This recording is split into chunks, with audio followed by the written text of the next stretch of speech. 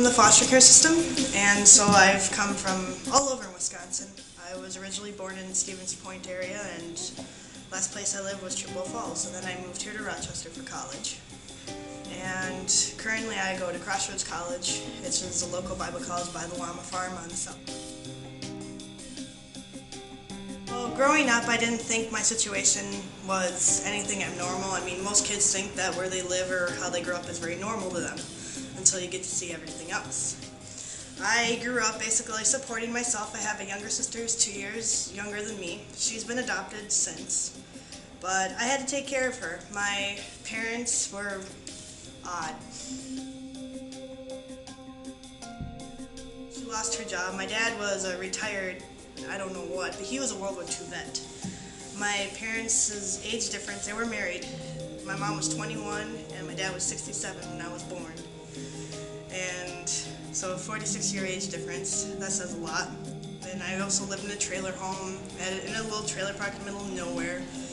And there was a lot of neglect. Again, I had to take care of myself, I had to take care of my sister, and I believe, looking back at my past, I believe that my dad had post-traumatic stress disorder. He's a World War II vet, and he took it out primarily on me and my little sister. And there was a great deal of abuse.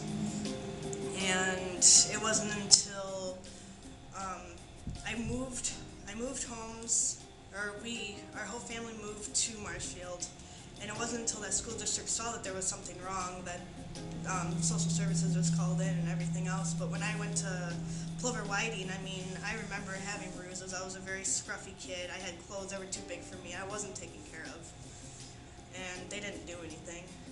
And it wasn't until I went to a big school that they really noticed something, which I thought was really odd.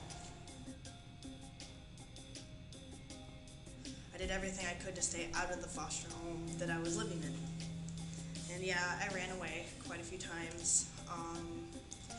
I've made excuses for having a job. It actually took a while for my foster parents to find out I had a job. And there was another job that I've kept secret the whole time that I had this job. It was just a small summer job working in a local grocery store. They didn't know, because we weren't allowed to have jobs. And I knew by then that if you don't have a job before you're 18, good luck trying to find a job. So that kept me out of the home a lot, and through foster care I wasn't allowed to get my driver's license, and it's been a big struggle because I work a minimum wage job. I don't have any way to support myself having a vehicle, let alone paying for insurance and everything else. So my biking is what I do. I have a very good girlfriend and her cousin, which we're friends with. I'd stay in their houses every now and then, or I've actually slept out on benches and stuff like that.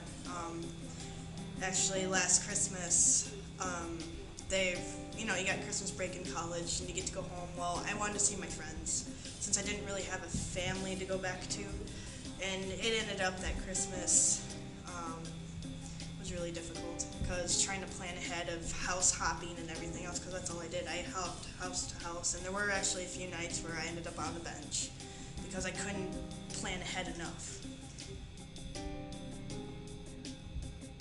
With other people, I mean, being as young as I am and being female, that's where the things get difficult. I've had a few problematic run-ins to where, yeah, the authorities have been contacted. There have been things that have happened where I've ended up in the hospital in confrontations, and this is actually why I do carry a knife on me, because I do bike at night. With the way that the days are,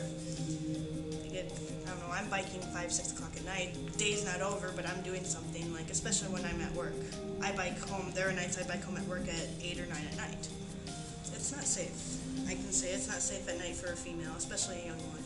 So, especially in Rochester. I've never been into a city before, so it makes me even more cautious. I'm practically a 4.0 student. I've been such since high school, and in order for me to keep up my grades, I have to think one step ahead in order to keep up on my work and to keep up with where I'm living and to make sure I have food on my plate. I mean, I have a very survivalist lifestyle. I don't really live for the moment. I have to plan ahead for when's my next meal, when am I going to bed, that kind of stuff. If I'm going to bed, a bed. So it wasn't until I found Link, and I don't even remember how I found it. It was just a haphazard accident, I think. And when I found them, then I was able to get the services that I really was trying to look for that I couldn't find anywhere else. But the Independent Living Skills program kind of helped me to establish my relationship with Link, and through that, Link has helped me get winter clothes. When I moved, I had very few clothes that would be able to withstand the winters because a lot of stuff I borrowed from my foster parents. And then they've helped me with food, they've helped me with clothing in general, they've helped me with money, like I needed to pay for a phone. They helped me pay for that. I needed to be able to pay for food. They helped me with that. They helped me get food stamps. They've helped me get my MA. And overall, I can say the best thing that they've really given me is just a place to go when things just get really difficult. Because other than Link, I have no place to go. I've heard this. It's like a rumor. A lot of people here in town don't seem to see homelessness, and they assume Rochester doesn't have much, if any. However, I mean, if you look at how I'm dressed, I mean, I'm in a $140 pair of boots.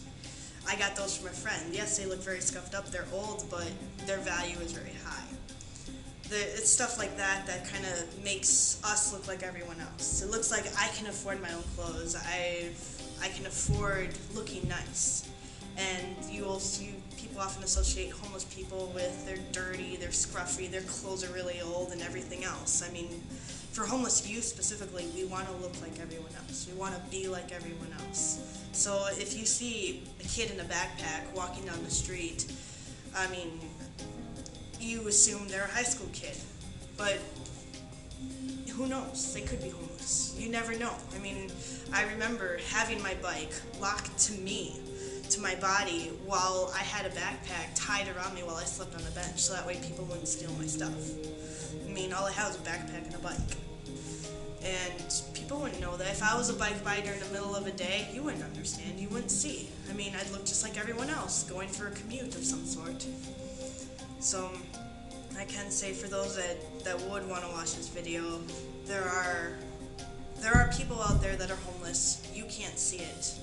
Don't assume right away, but just, you have to keep your eyes open because they're right in front of you. You don't even realize it. People that need help. And it's not just youth. There are adults, there are even families that are living on the brink because they can't get by, and with the way the economy is, it's only going to get worse.